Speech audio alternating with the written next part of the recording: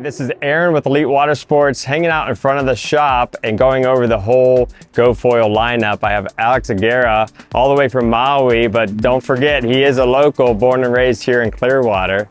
And he's going to be going over all the wings, the foils, the boards, everything that GoFoil has to offer. Okay, we're going to go into our board line. We call it the GoFoil ride boards. These are mostly made for winging. They're made out of full sandwich technology, just like what we did for windsurfers for years. So they're very durable. We don't want to have warranty problems when you go into your production boards. So in terms of where they are in the lightness of most production boards, they're kind of towards the light to medium range. You're not super light like some of the board models that you'll find from different companies that have a lot of dings and stuff. These ones are harder to ding, harder to break. I just like this company. I've been working with these guys for like 10 years. It's the Kinetic factory over in Vietnam. They make really good products. But anyway, the boards you could see, this is our 4.9. It's a 60-liter board, but they're all scaled models off of this same board.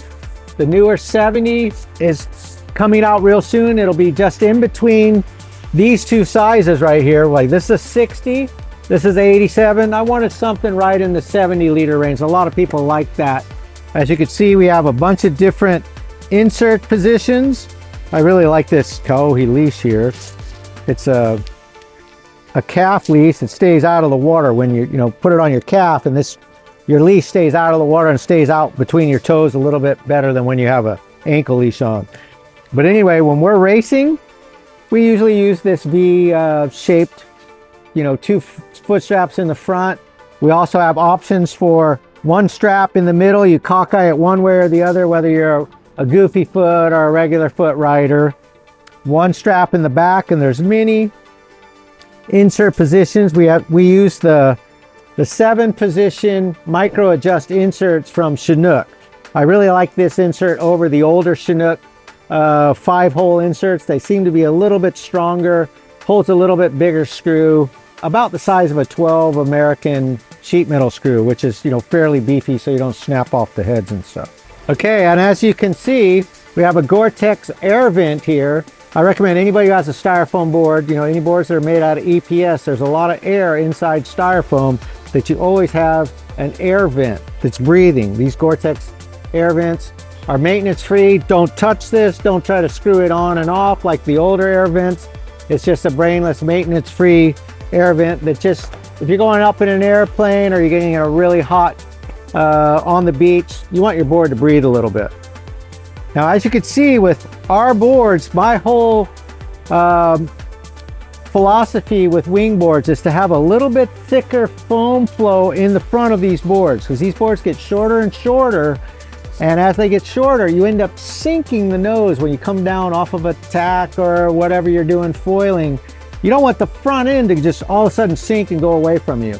So that's one of the things when I was one of the first guys winging.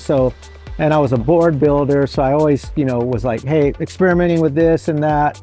I got to get the foam flow right. So you can see they're pretty even foam flows, especially when you're sinking your board.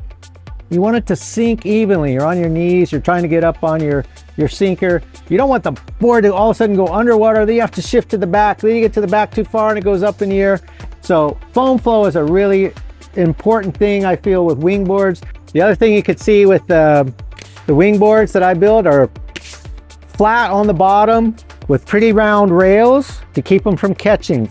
But you'll see lots of boards nowadays have all these double concaves and V's and all kinds of crazy stuff on the bottom, which I feel stick to the water a little bit more. You'll notice it in lighter winds when you're really trying to get your board up on foil.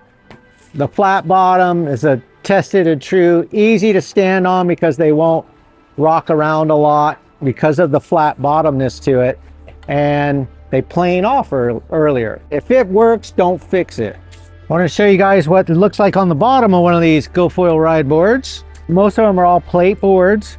We have a ruler down here on the bottom that measures your plate from the tail. So all of these measurements, this is 6 inches, 7 inches, 8 inches from the tail, and you also have the measurements in metric.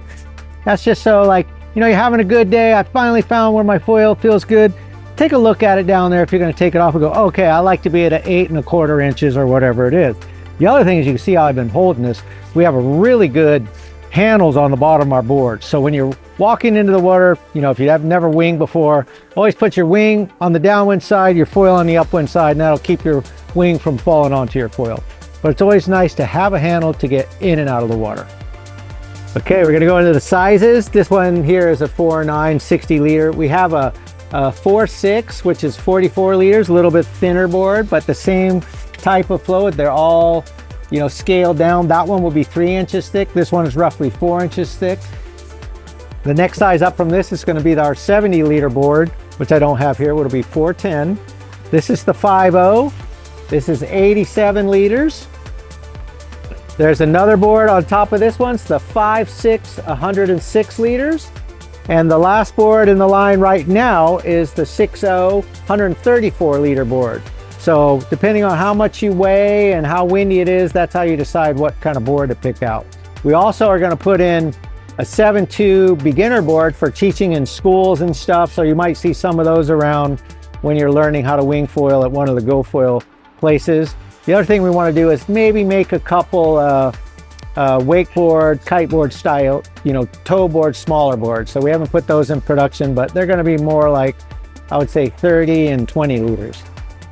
Okay guys, we're going to leave a bunch of demo stuff here over at Elite Watersports. So if you want to come to Elite Watersports, ask them, hey, I want to demo this or that from GoFoil, just hit those guys up and they'll have them in the van.